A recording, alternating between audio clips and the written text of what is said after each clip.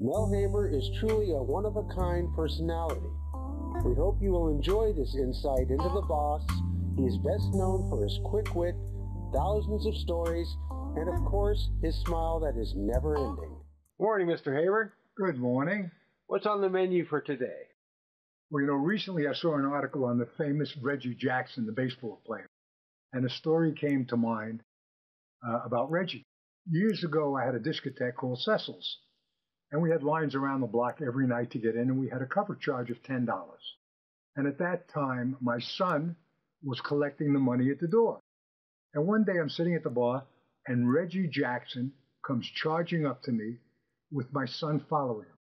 And Reggie runs up to me and says, "Mel, Lonnie charged me $10 to get in."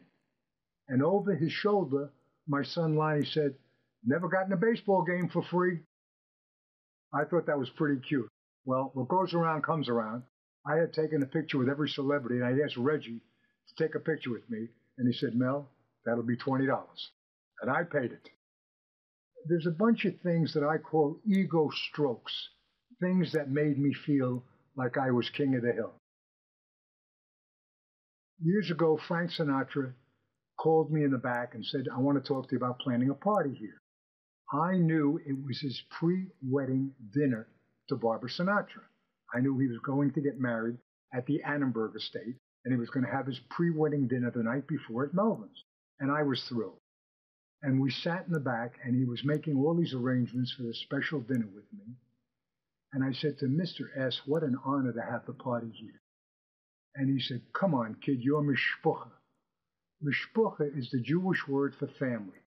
My dearest friend, Bo, who I grew up with, and we've been friends for over 60 years, was a Sinatra freak. It was 2 o'clock in the morning here, 5 o'clock in the morning in New York, and I called up my buddy Bo. I said, "Bo, would you believe Frank Sinatra just called me mishpucha?" What an ego stroke that was. But there's been many more. Joe DiMaggio had stayed here many, many years ago when I first opened. And a friend of mine went to play in a golf tournament in Las Vegas. And he came back and he said, my good luck, I got paired up with Joe DiMaggio.